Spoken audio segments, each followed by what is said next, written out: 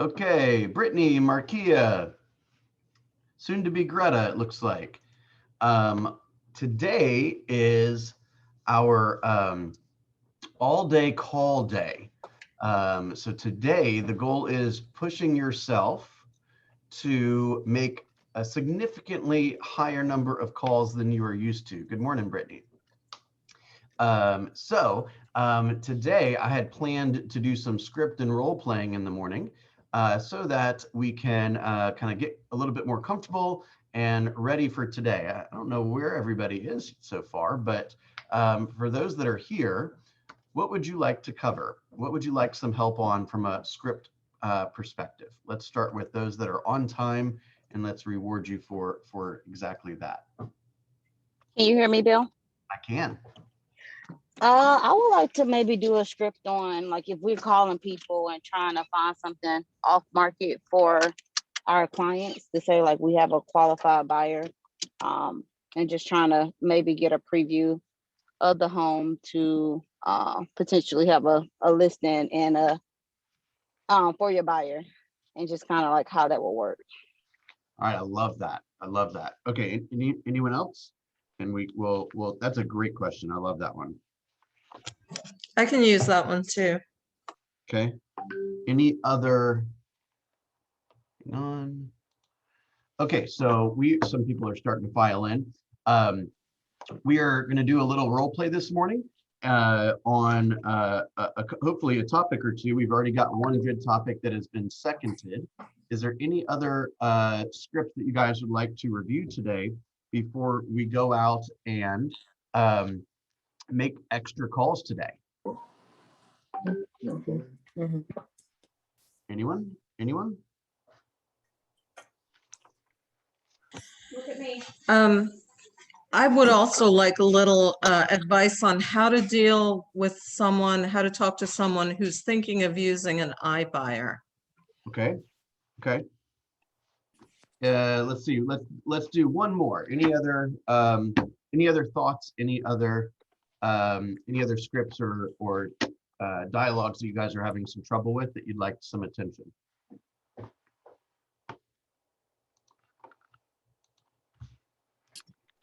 You guys are awful quiet today.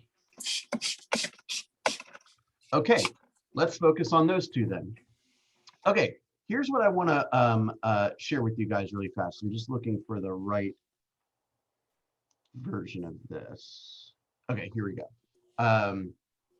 And looks like a couple people just updated their numbers, and I just wanted to recognize with all of you guys that we have achieved our appointment goal.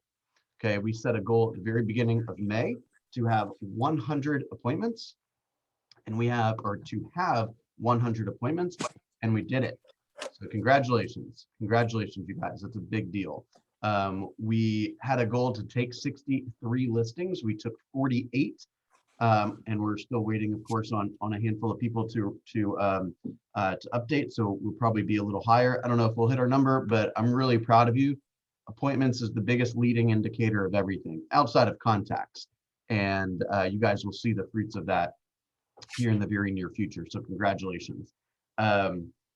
Okay, let's start with, I'm just going to kind of give you a little bit of a philosophy, so to speak, about the iBuyer, and then we'll move back into the first question. Okay, does that sound good? Yes. Okay, perfect. So here's the deal with the iBuyer. Remember the baseline idea is that you are the trusted advisor. Okay, so what that should insinuate is that you are on the same side as they are, right? So your job, forget about the iBuyer for 1 second. Let's just talk about what your job is. Your job is to evaluate a particular situation in a particular prospect and determine if you being involved in that scenario can bring additional value to that person. If you being involved in that scenario will not bring any additional value, then you have no place there, right? Because you're not creating any value, and therefore there's no reason for you to be paid. Okay. Now, I will tell you that the vast majority of scenarios that you would investigate, there is a place for you and there is plenty of value to be generated. So your job is to understand a couple of very key things. Number one, you've got to understand what their motivation is, right? What is driving this decision? We all know moving is a pain, right? Have you all moved ever? Is moving fun? Not really. Not really. It's a huge time suck. And it's a huge burden. Okay. So if somebody's going to put themselves through this burden, right, through this huge project, it's got to be for a good reason. If the burden is too big, meaning the reason is too small, they're going to drag their feet or not even buy or sell in the first place. So you got to understand when somebody raises their hand and says, hey, I would consider moving, what they're telling you is there is a reason why they would consider moving, and your job is to discover that reason. Okay. Your job isn't to create one, your job is to discover it, right? So that could be anything. That could be a big life change. It could be a birth, a death, a marriage, a divorce, a kid being born, a kid coming back from college, a new job, something's going on with the family. Maybe there's some issues at the kid's school, or it's not a good school, or they want to be in a different school, or whatever, commute times, it could be anything. Okay. But that is, as long as that desire is stronger than the burden and the pain of moving, they will move forward. Okay. So with that said, when they bring up an iBuyer, what they're basically telling you is they are super serious about moving. They're ready to consider offers, more or less, right? So your job is to let them know that under certain circumstances, that may be a great strategy for them. And under other circumstances, which I would consider to be easily more than half of the time, okay, there is probably a better way to sell that home to achieve a higher number of dollars. The trick is that may not be what's driving them. Okay. So generally the factors involved in moving are dollars, right? Time and effort, right? You know, the line that we always say, which is, would you like me to explain how I can get you the top dollar in the shortest amount of time with the fewest hassles, right? So those are those three concepts, price, timing, and hassle or effort, right?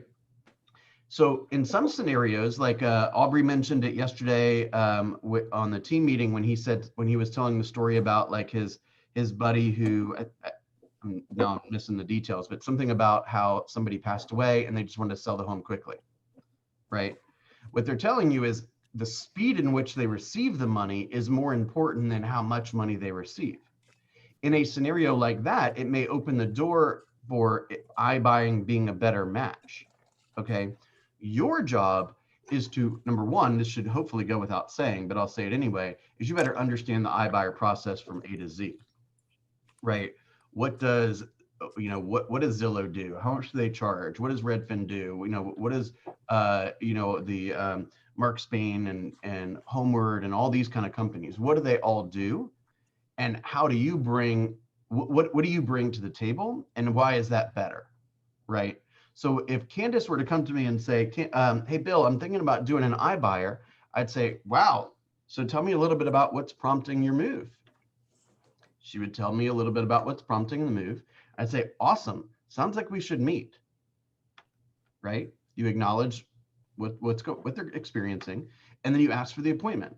And you could say something like, hey, there's a lot of information out in the marketplace right now and a lot of misinformation out in the marketplace right now. And my job as your advisor, hopefully, should I get the opportunity to do that, is to help walk you through all the pros and cons of all of your options, including iBuying, okay? iBuyers are generally speaking in business for what? What are they in business for? What are most businesses in business for? Money. Right, profit. Exactly. So just out of curiosity, guys, where do you think that profit's coming from? Come on, I'll take a guess. Let's be interactive today. Where do you think that profit is coming from that the iBuyer generates by being involved in that sale? The seller. Exactly. the seller's equity. Okay, so basically what the seller is doing is they're trading equity for convenience. So the question is the seller, is that a smart move based on their current needs and situation? Okay, so I want you to think about, if the seller brings up iBuying, it's not iBuyers over here. Let me try to get in the picture. It's not iBuyers over here and me trying to list the home and do full service marketing and all that stuff on opposite sides of the table. It's the seller brings up iBuyer and you swoop in saying, oh, well, I'm your advisor, so let's talk about that, right? Maybe that's a good idea. Maybe it's a bad idea. Let's explore it, right? So you want to offer from Zillow? Great, I'll help you facilitate that. The offer for Zillow comes in, it's for $350,000, and we all think the neighborhood's a $400,000 neighborhood. So here's the deal. If you sell it this way, you will net X number of dollars, and this is what your experience will probably look like. If you sell it on the open market, here with me, here's the data that suggests that you'll probably get more like this number, right? And this is what you'll walk with. And this is what the experience will be like. Which do you prefer, right? Our job is not necessarily to enter into the picture and carve our real estate commission out of this situation. Our job is to enter into the picture and be a resource for real estate information. And you do that by offering honest, clear to understand, straightforward consultation. Sometimes it may result in a large paycheck for you, and sometimes it may result in no paycheck for you. And that's okay. That's what we do. You see what I'm saying? Okay. Thoughts or questions on that? Yes, Markia. I've never heard of iBuying. Is that the same thing as wholesaling? Is that the same thing? No. So let me try to define some stuff. Okay, thank you. All right, so iBuying is basically just a company that comes in and they're shuffling property, right? So Zillow comes in, they buy, let's say the home's 400 grand, they buy the home for let's say the home fair market value is 400. They come in and say, I wonder if there's a situation. How do I want to say this? The way I want to say it is going to come off a little wrong, but is there an opportunity for me to make a buck here?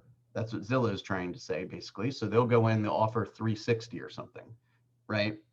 And then they'll turn around, they may fix it up or not, and then they'll go and sell it for 400.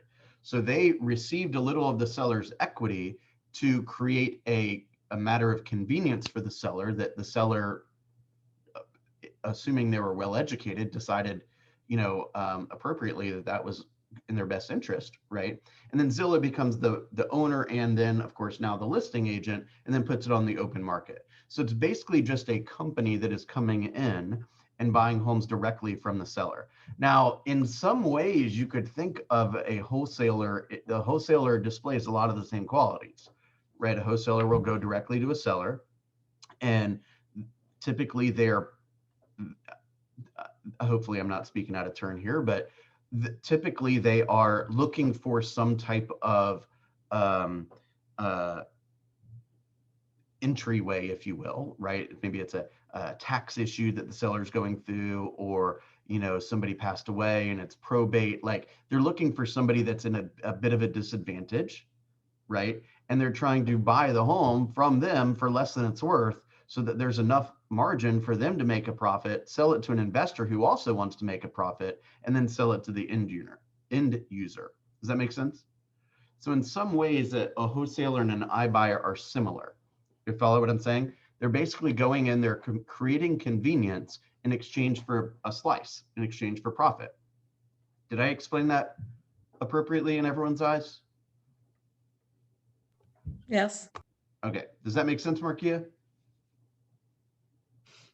Yes, thank you. So the summary of everything that I've talked about so far is your job is to immediately convince the seller that you are on their team, and do it genuinely. Meaning, hey, that's a great way for some sellers to sell their homes. However, what I've noticed is that there's a lot more to it than just their initial offer. When would you like to meet so that I can explain that to you and a whole lot more, so that you can ultimately make a great real estate decision for you and your family? How about tomorrow at 2, or would Friday at 3 be better? Right? So your job is not to argue whether Zillow is a good decision for them or not. You most likely you haven't asked enough questions to even know the answer to that. Okay. So your job is to immediately let them know that you are on their team, and that may be a great solution for them. However, there may be additional solutions that they should learn about and consider, including you representing them from a full marketing standpoint to maximize their experience. Is that a good kind of way to Candace, do you want to add anything? Yeah, I just wanted to say, I think it's also important to be knowledgeable about the major competitors. You can Google, as you know, I always say Google is my brain, but you can Google Open Door charges a fee of about 5% that does not cover commissions. Zillow ranges between 1.5 and 7.9%, depending on the property and location. And that fee doesn't include additional expenses like agent commissions and taxes. So they're charging a fee, they're going to make the offer, but then they're going to lower that offer after the inspection and after they figure out carrying costs, how long it's going to take them to get the home in show ready condition. So that's a conversation that's a very delicate conversation because you don't want to be dissing the competition, but it's important, I think, to be knowledgeable about it. And in fact, I just had a buyer buy a home and the seller had been approached by Zillow, and the Zillow estimate was way high. I mean, it was the comps in the neighborhood was showing like 147, 150. The Zillow offer came in at 180. But sometimes the algorithm is wrong. Yeah, it's totally, and so that's another thing. And so we're under contract for 175. The seller said, well, if you'll do 175, I'll cancel the Zillow appointment. So we're under contract for 175, which is way too high. And I'm just counting on the appraisal to come in and help us. Well, here's the thing is, most of it's got either it's got a human element to it. Either the humans are the ones that helped, what's the word I'm looking for? Create the algorithm, right? I've spoken to a handful of people that got what they consider to be a high estimate from Zillow. And my advice to you, if your seller gets a high estimate from Zillow, is to encourage them to take it, right? If you don't do that, you're not acting in the best interest of the seller, you're acting in the best interest of yourself, right? And that is not a good way to, certainly not a good way to run a business, much less what you would say about that type of person from an ethical standpoint, right? So I would suggest, again, the algorithm could be wrong. So it's your job to help them, evaluate that package against all the other options they have in the marketplace. Interestingly enough, Mahir, I don't remember if it was with Zillow or not. Mahir was working with somebody and they got a Zillow offer, which Mahir and the seller believed was good. Mahir ultimately encouraged them to take it. And then later on, they learned about some other fees and all these kind of things, and it ended up not being as good as they thought.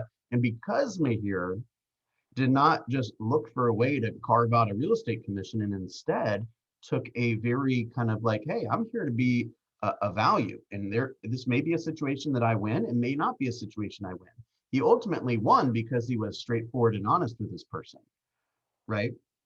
And I think that means that you have to stay. It's always important to just call them, even if you think you've lost them. It's still important to stay in touch and call them and say, hey, how's it going? I just wanted to check and make sure everything's fine, and stay in relationship with them. So if something like that does happen, they'll think of you. 100%. Okay, so again, you got to ask the questions, you got to discover their motivation, and the most important factor here is making sure that they understand that as soon as humanly possible that you are on their team, and that it sounds like we should meet. Remember that line? That's my favorite script of all time. Wonderful. Sounds like we should meet. Oh, sounds like we should meet. That's awesome. Sounds like we should meet, right? Don't fight them on the phone about Zillow, and don't fight them on the phone about iBuyers. Let them know that that's a potential option, and there are other potential options that you would like to explain, pros and cons, so that they can make the most sophisticated choice possible. When should we meet? Okay. All right. Everyone cool with that topic? All right, let's move on to the searching for listings conversation. Okay. So I want to make sure that this has the potential for you to kind of dance the line of who you're actually chasing. So I just want to make sure we speak about that for a second. It's kind of like when you call a FISBO and you're like, I have a buyer, right? Or can I come and preview the property because I have a buyer? I've never been a huge fan of that, because ultimately what happens is somewhere when you're there or after you leave, you kind of switch it up a little bit and you're like, just kidding, my buyer wasn't so interested, but by the way, do you need some help on the listing side? It's inauthentic, and and they can see right through that. Okay, so your job when you are calling for the buyer, let's say you have a buyer, okay, the buyer is exhausted what's online, there's no matches for that buyer, or they just haven't been able to win a multiple offer contest or situation, right? And you say, hey, my buyer wants to buy in, let's say, Breckenridge. Okay, Breckenridge is a neighborhood off of Old Alabama, kind of in Johns Creek, Alpharetta area. Okay, so that is a home, or that is a neighborhood that matches their criteria. Okay, so for example, you could go door knocking, okay, and bring a sheet like Marquia posted on the group a couple days ago, and say, hey, here's some of the most recent sales in the neighborhood.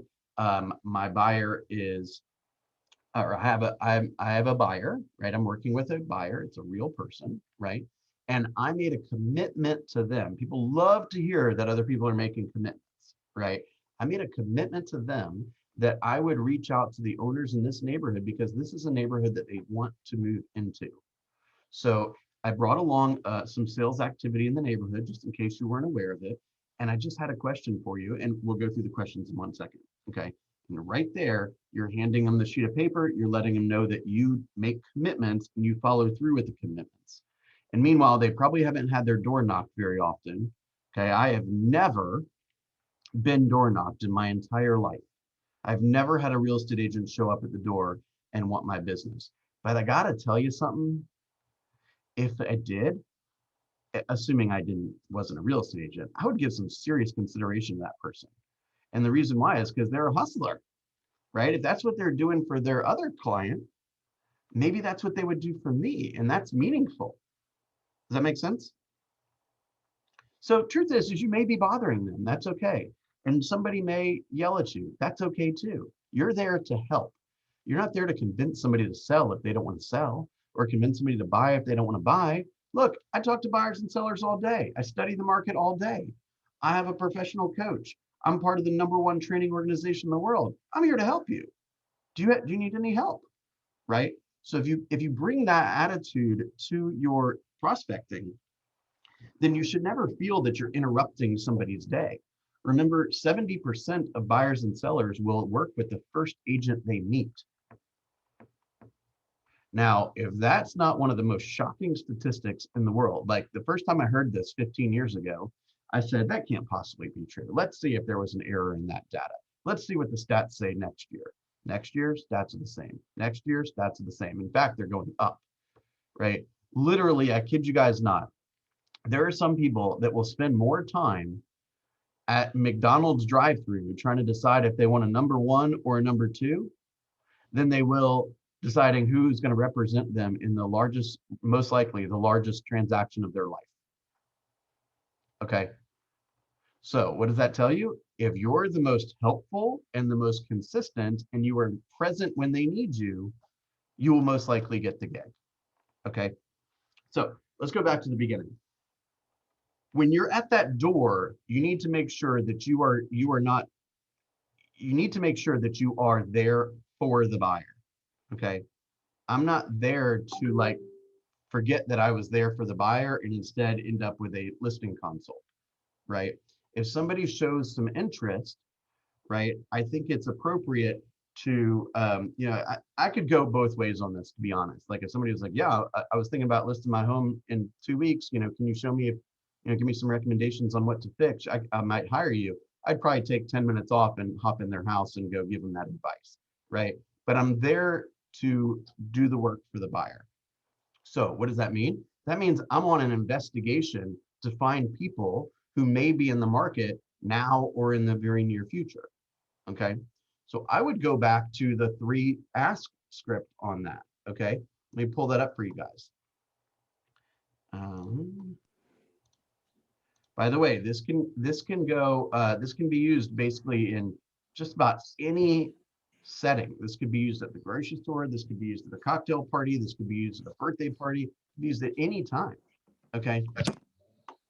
I'll download this and put it into the chat just for everybody. Okay, so we're at the door and we say, knock, knock.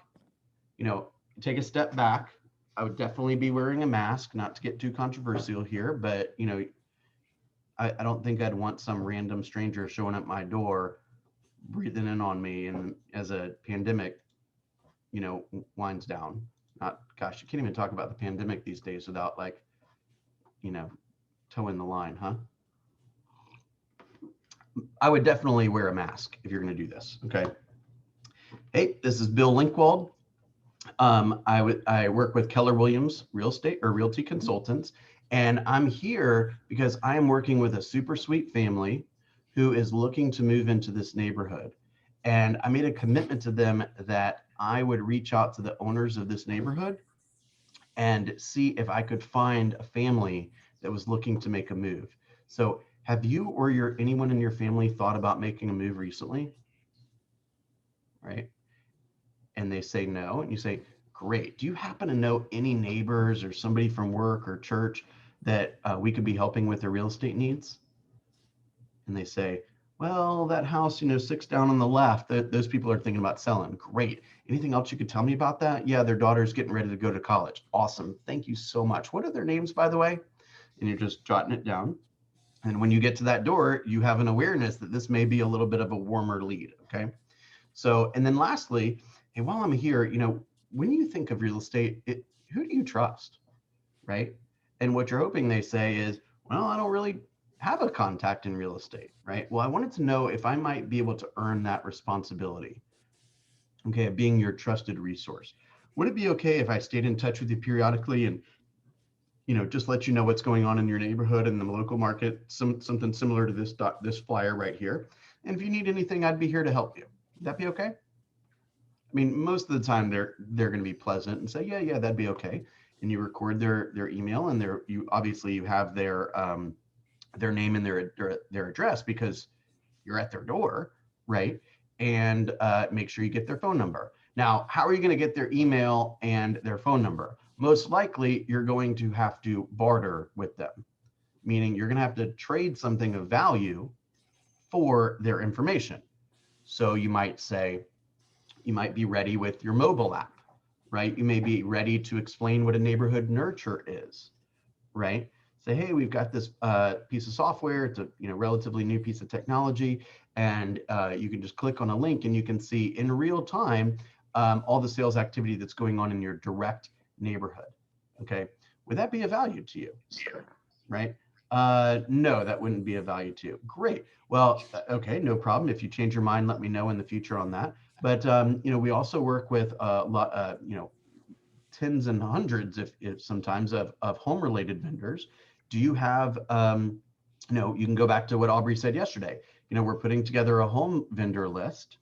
Do you have any specific vendors? Like, let's say I have this awesome electrician. I really love him. He's always polite. He's always on time. He always does the job right. He's affordable, yada, yada. Okay, great. Well, can I go ahead and take that guy's information down? And I'm, building that list, and I can share that list with you when it comes. Would you prefer me to email that to you or text it to you? Right? Okay, well, I'll need your email or I'll need your cell phone number. Right? So you got to find something that they need and then exchange that for how you're going to deliver it to them, right? Are you going to deliver the painter's name by text? If so, I'll need your cell phone number. Or are you going to deliver it by email? And if not, I'll need your email. If you can create enough value, right, they will give you that information. And if they were to say, oh, no, we're never selling, we love this home, we're going to die here. Say, awesome. Well, what we're finding is that some sellers can save literally hundreds of dollars a month by refinancing. Have you refinanced in the last, let's say, 6 months or a year? And they're like, what's refinance? Or no, I haven't. Can you tell me more about that? Say, wonderful. I'd like to do a 3-way introduction with a mortgage specialist that I love working with. There's no fee for this. There's no obligation in any way. It's just simply an opportunity to explore whether I can help you save a couple $100. Would that be okay? Would you like me to email that to you? If given the choice, I'd rather have their cell than their email. Okay. But you're probably going to have to barter something for that information, right? Does everyone follow everything I'm saying right now? Okay. You ask them what their life expectancy is, and then you cut that in half for the follow-up. You mean in terms of when they might consider selling? Yeah, they could say, I'm going to die here, and the follow-up, so you cut their. Are you dead yet?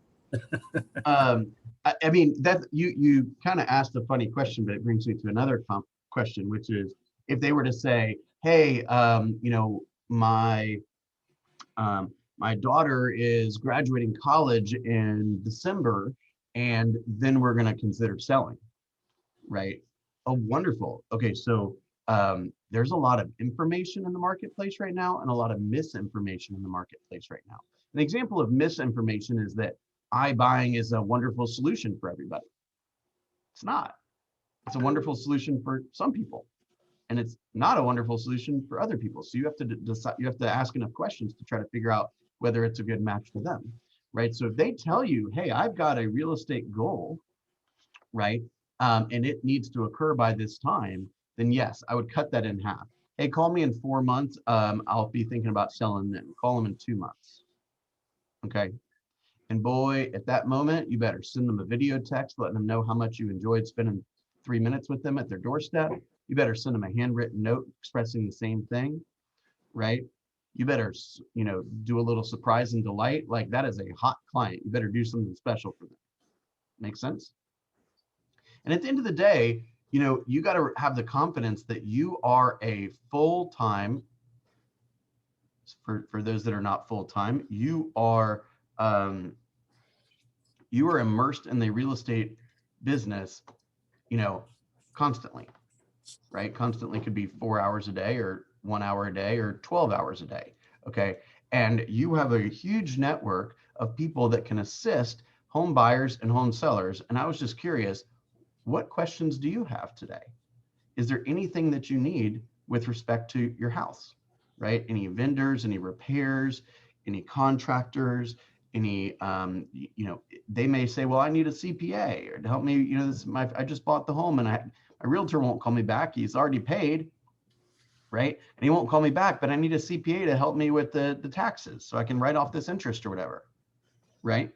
Say, awesome, let me help you with that, okay? If somebody just bought, right, then you can say, hey, how was your experience? Okay, more often than not, their experience wasn't that good, okay? Their experience wasn't that good, okay? And that leaves the door wide open for you to become their trusted advisor. Okay, what scenarios have I not covered? And was everything I just discussed clear? It's clear. So for Donna, and who was the original person that asked that? Markia, right? Yes. What do you think about that response? Is that legitimate? Is that helpful? Does that approach excite you? Walk me through that. For me, it was, go ahead, Markia. I thought the information was good. Okay, beautiful. So now, just to piggyback on that idea, is if you don't tell your buyers that you're doing this, they don't think you're working, right? So don't forget to talk to your prospects and your clients and let them know what you're doing to help them achieve their goals.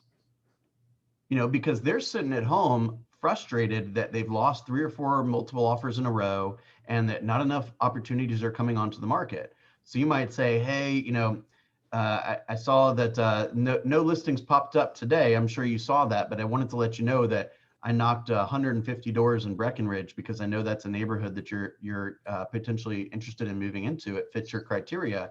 And I've got a couple of prospects right now that are considering selling. And if anything materializes from that, you'll be the first one to know. I just wanted to let you know that I'm working hard for you today. Right? Make sense? Okay. Same thing goes when you're a seller. If you're representing a seller, and if by chance you are not under contract, you should be telling your seller what you're doing. Hey, your home was uploaded to Zillow, and I went on to Zillow and I made sure everything read properly, and I edited it and optimized the listing on Zillow. And I wanted to let you know we've had 3,117 clicks. Okay. That means you're working. If you don't tell them that, then they think you're playing tennis all day. And then when you walk away with your $15,000 commission check, they think you're overpaid. Does that make sense? Okay. And more iBuyers enter the industry. Say that again, Justin. And then more iBuyers enter the industry because we're overpaid. Yeah, that's actually, thanks for bringing that full circle. So basically a lot of the disintermediaries that are coming into the marketplace right now are coming in and trying to do what some may consider to be a different job for far less money, right? And like, for example, if we do this amount of stuff and get 3%, but the client only cares about this amount of stuff and doesn't like paying 3%, then they'll go hire a company who only does this amount of stuff and maybe charges 2%. You see what I'm saying? So with that in mind, you have to say to yourself, what is the client expecting? And how do I communicate the fact that I'm actually doing all that stuff? So that goes back to the buyer presentation and the listing presentation, which are asking those questions, right? How do I make sure that this is a 10+ experience for you, or a 5-star experience for you? So what is the most important thing that has to happen in this process for you to say, hey, this was phenomenal. Like, I can't think of a way this could be improved. And they say, hey, I want to text every Friday morning telling me exactly what's going on with my transaction. Beautiful. I can certainly do that. Okay. And then you better deliver. Don't be calling them Friday morning. They asked you to text them. And don't be texting them Wednesday night. They said Friday morning. Listen up. Right. And then you say, wonderful. I can definitely do that. I've got all the systems in place to do that. Next, what is the next most important thing that needs to happen in this transaction or this experience for you to say, this was amazing. I can't think of a way this could be improved, right? And they say, I want to have, what's a good example? I don't want to pay closing cost.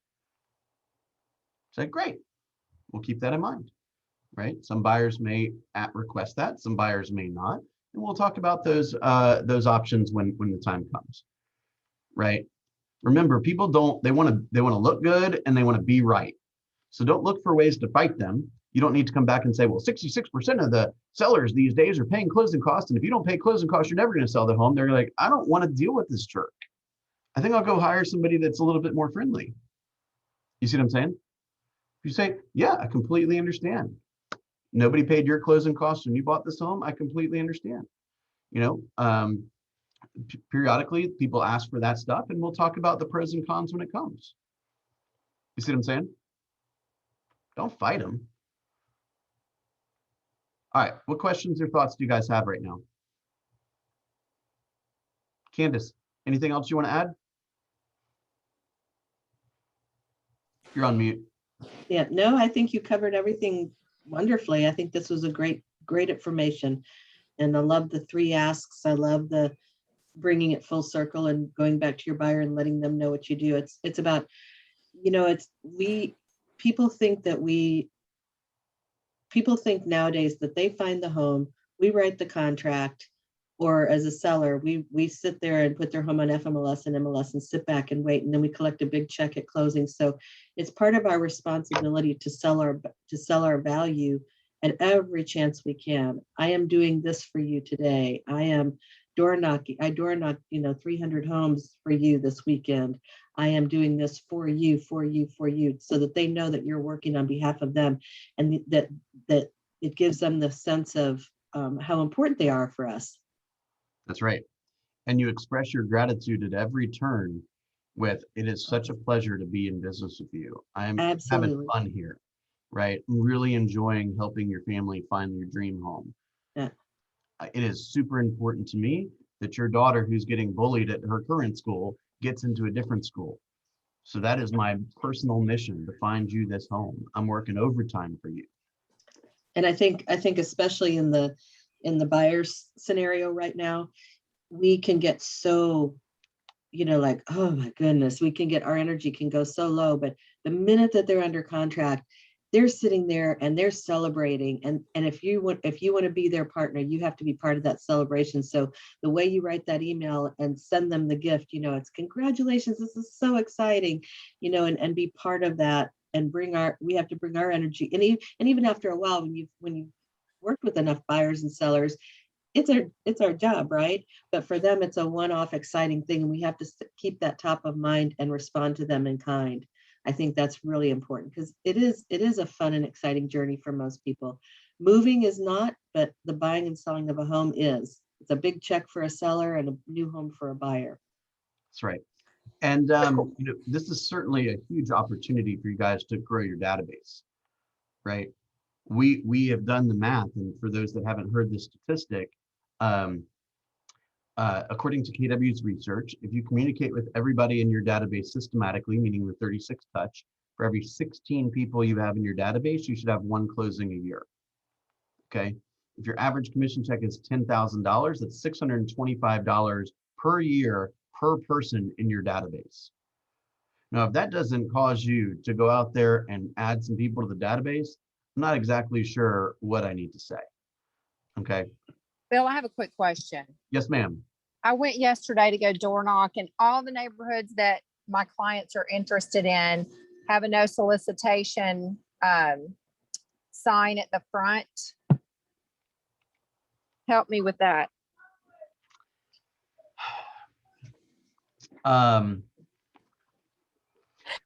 It depends on the area as to whether that's actually enforceable. What county? Oh, I didn't know that. Tell us more, Yeah. Pam. Well, I know in Cobb County, neighborhoods can put that sign out, but they do not. It's not enforceable. If you put it on your own house, then that is enforceable. Okay. What about Where did you Fulton find County? that, and how do we find out what the policy is for the other counties? I found out through newspapers, online reading articles, is how I found it in Cobb County. And since I live in Cobb County, I was interested. I don't know that that's the same in Fulton.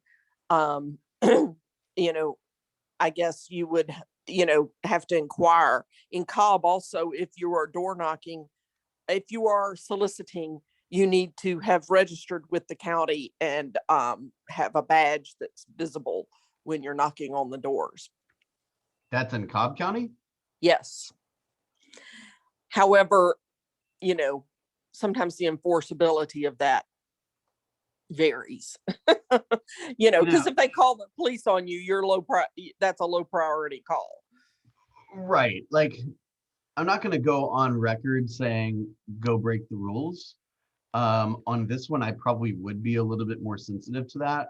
If it says no soliciting, I might call them instead of door knocking. All right. Or write letters. I definitely. If we could do a call, like yesterday, I spent a lot of time trying to find, because I was, kind of put back. I spent a lot of time trying to match high sales scores and find the information on the people. It's just like impossible. I wasted a whole half day. Yeah. A class on that would be great. Well, the one thing I would say is, you first of all, you can look at Cole, right? You can send me the neighborhood or the address, and we can, try to collect that information using Cole, their telephone number. Another great resource, which a lot of people are using now, is the golden letter, or just mailing them something that says, basically exactly what we just said. Hey, would you consider selling your home to one of your buyers, or one of our buyers? Your home may be worth more than you ever thought it would be worth. Let's talk, something like that. And that might create some response. I would err on the side, if you want to go do the research and say, hey, I found out that in Paulding County it's totally unenforceable, then have fun knocking in Paulding County. Like, go do it. I think I would probably stay away from that personally. If it obviously says no soliciting, especially if they have that on an individual's door, I'd probably stay away from that. And if you really want to pursue that, you can mail them a letter or write them a handwritten note or something like that. Is that fair? Yeah, it's just not the same as talking to somebody. Yeah, I hear you. I hear you. I mean, the other thing that you could do is, you could go meet people in the community. Like, where do people in, let's say, that live in Roswell, where do they hang out?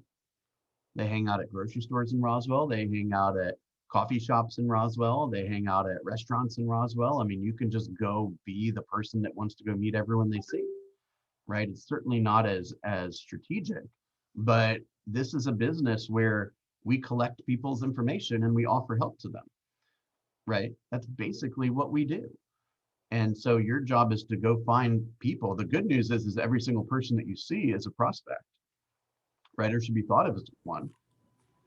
And even the ones that claim to have a relationship with a realtor, 91% of the time are not going to use that realtor next time anyway, right? So if you're the one that delivers the value, then you're most likely going to be the one to get the opportunity, right? So the biggest goal for today, let's circle back to what our goal is for today. Our goal today is I want to ask you guys to go beyond what you normally do, okay? Push yourself today. Push yourself for a few more calls or a lot more calls. Push yourself, instead of adding 3 people to the database, maybe add 5 people to the database or 10 people to the database, okay?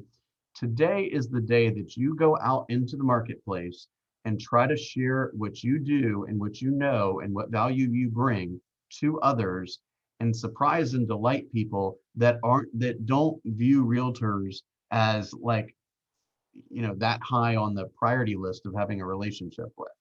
Okay. So today, what we used to do last year in PC is we called this the Bold 100 Day. Okay. First Wednesday of every month. And the goal was to have 100 contacts. 100 contacts. It's two-way back and forth. So that could be you ping everyone on LinkedIn that you're friends with or connected with, whatever the word is, right? You're sending a message to, maybe you look through somebody, let's say Donna and I haven't talked in a while, and I look through Donna's her profile, and I see that Donna just got back from New Orleans, right? Are you back, or are you still there? Anyway, she's been in New Orleans. I'm still here. I'm still here till Friday. So she's been in New Orleans for a couple of days, right? And I saw her, she had a picture the other day of waiting in line for beignets, right?